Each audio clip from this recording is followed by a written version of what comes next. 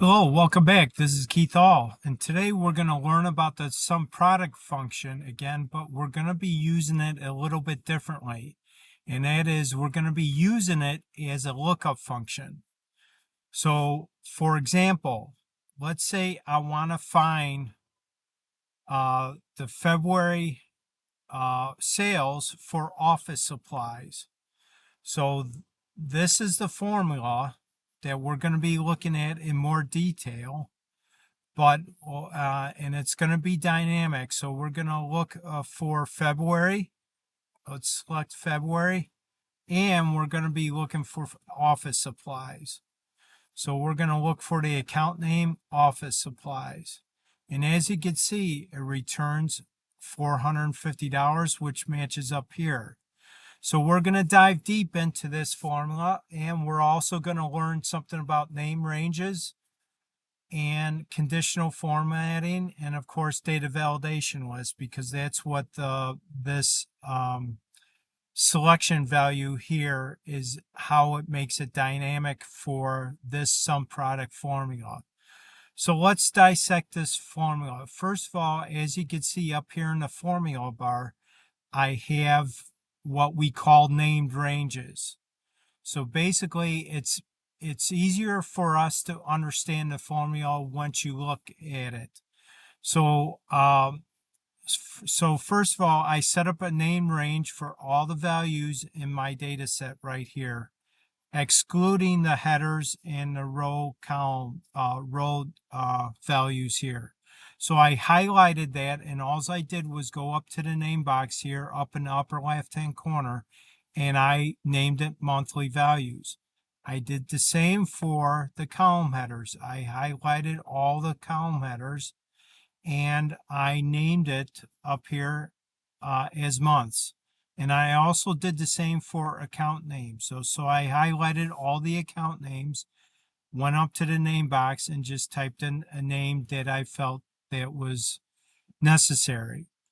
So that's how you set up name ranges. So every time that you refer to a name range in a formula, it will refer back to this range. So for instance, I'm going to type in equal, and I'm going to type in account names, and then press enter, and it just refers to these values here and spits it back out. So that's how name ranges work. So I'm just going to delete that. Now, all I did was also I set up data validation list. So when I want to make this formula here in this cell dynamic, I want to be able to select the values that I want, so it will refer to this name range up here. So again, I set up a named range for this value here. And if you look, since I have it selected, go up to the name box, I called it month. And I called this range here, or this cell here, account name. Okay, so a data validation list, what I'm doing is I'm doing a shortcut key, Alt A, V as in Victor, V as in Victor, and I select here list, and then as my source, meaning what are the values that I want this list to have, I just click in my list here, and I type in equal, and then my named range, which I call months. And if you look over here, you could see the dancing ants around this cell range, and that's what it refers to. And I did the same thing for this. Alt A V V, and the account names here. As you can see, the dancing ants around this range here, I refer to as my named range in this cell instead of selecting everything. So press cancel here. Okay, so and how did I set up this conditional formatting here? So when I select any value here, let's just select another value, as you can see, the conditional formatting changes. So what I did was basically, and I'll show you how to do that. You select the area that you want to conditionally format, and then you give it, in this particular case, a formula.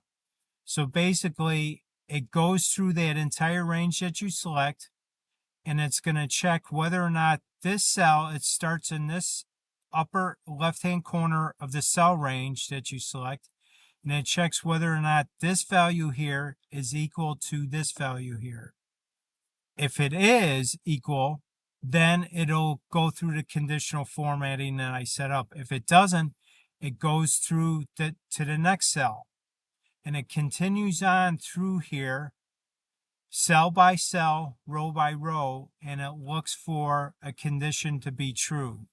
So let's go up to conditional formatting. Again, I already set this up. So if you go to Home tab, Conditional Formula, and Manage Rules, since I already have it set up, let's look for this worksheet, and it's this formula here. So let's edit the rule. So what I did was I selected use a formula to determine which cells to format, and my formula is basically you always start in this upper left hand corner of the cell range that you select for your conditional formatting. And my range was basically starting in cell C3 on over to F7. So what it does was, again, I'll explain shortly, it checks cell C3 because this is relative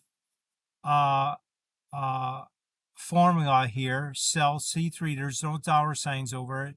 So basically it's going to move through each cell in this range and checks whether or not this particular cell is equal to I4.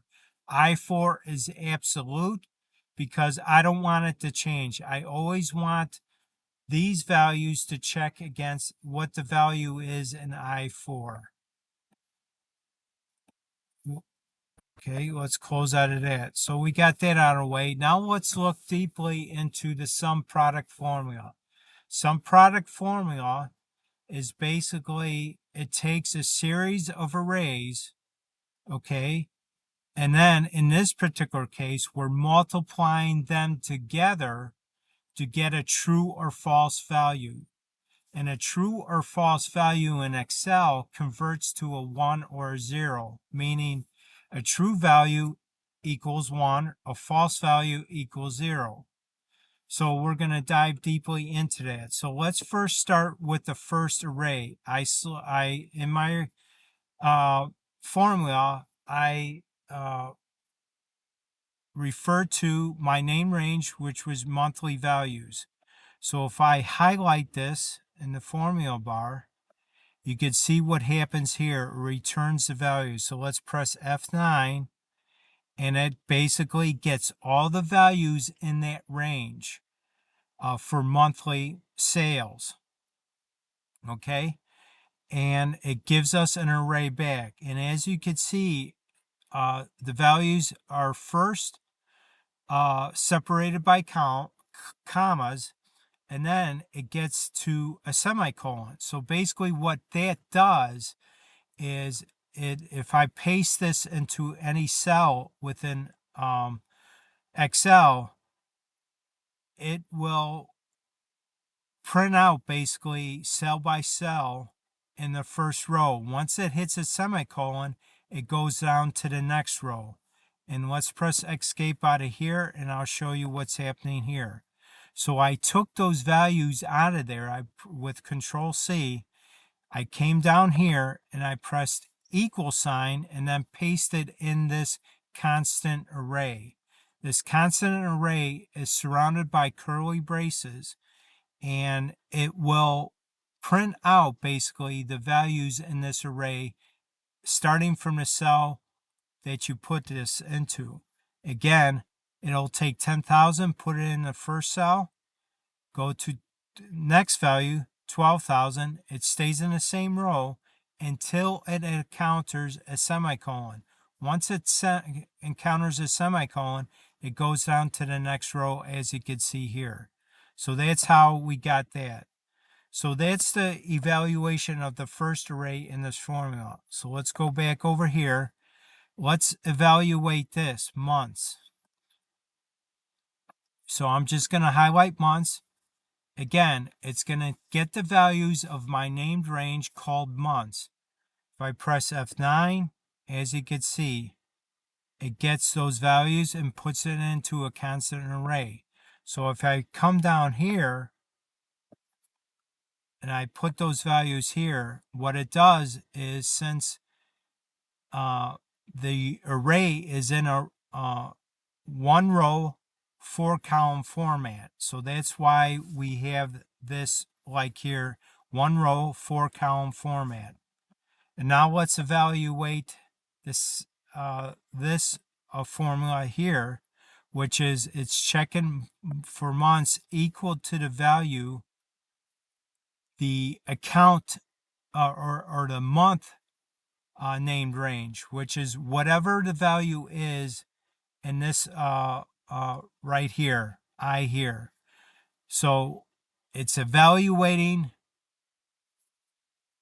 everything within the account or the month's name range to see if it's equal to the month selected over here. So let's press escape. Let's go down here. So this is how this is evaluated here. So let's go back. Let's go, this area is not dynamic. So let's go back and select July.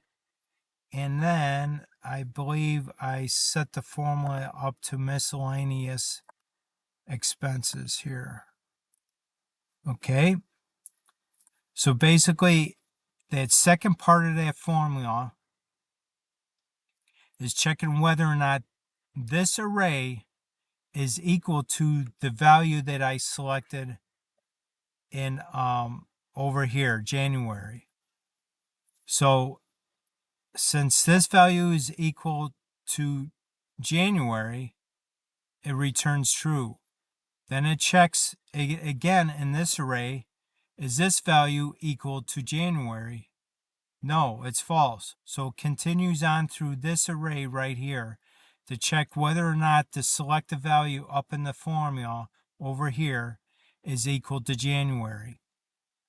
So that's that. And again, this will make sense at the end, what's happening here. And now let's go to the third part of this formula. Again, account names.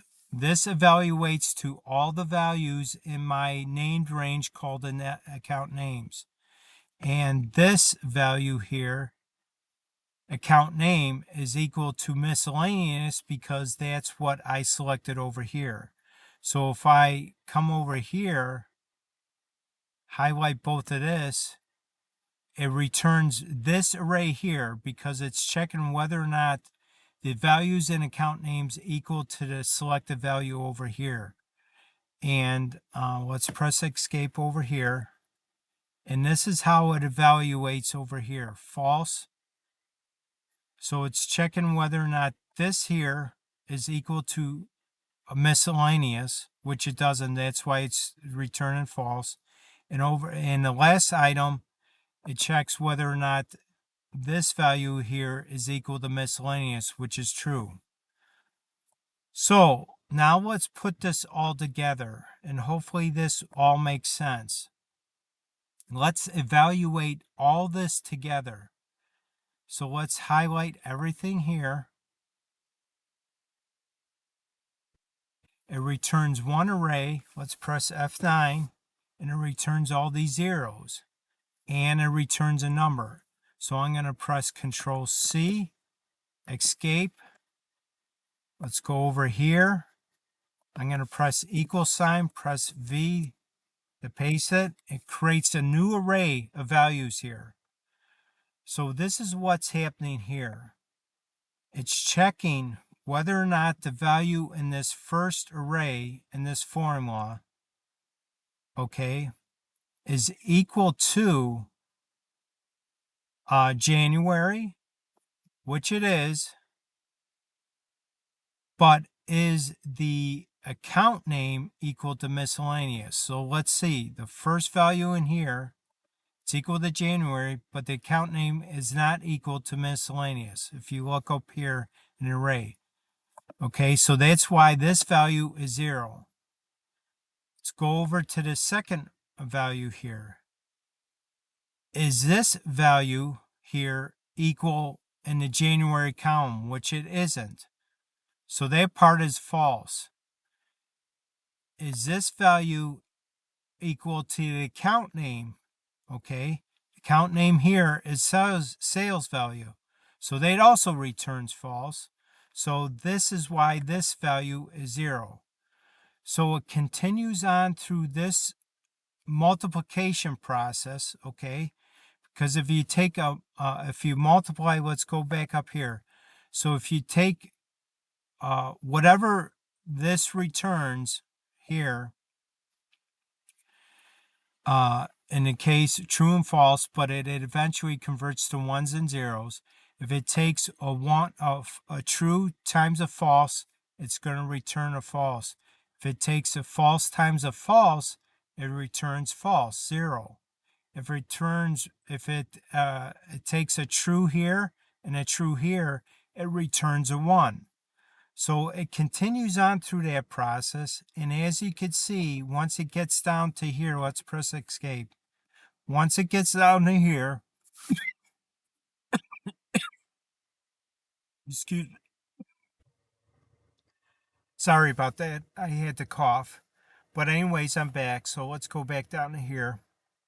So once it gets down to this value here, this matrix, so it gets down to this value here, it checks whether or not, if it's January, it's in the January column. Is the account name miscellaneous? Account name's miscellaneous. And that's why in the formula it takes, since those both conditions are true, it returns a 1 times a 1 is equal to 1. And then it takes that 1 and multiplies it by this respective value. That's why it returns 700. Okay, hopefully this gave you an idea how you could use SUMPRODUCT as a lookup function, just like an XLOOKUP or VLOOKUP, or even index and match. If you have any questions, please put them in the comments below. Again, I hope you learned something about name ranges, data validation lists, conditional formula, and also how Excel evaluates the SUMPRODUCT function. Thanks again for stopping by. You have a great day, and I'll see you on the next video, which I tend to do every single Monday. And also, please like and share and subscribe to the channel. Thanks again. I'll talk to you soon.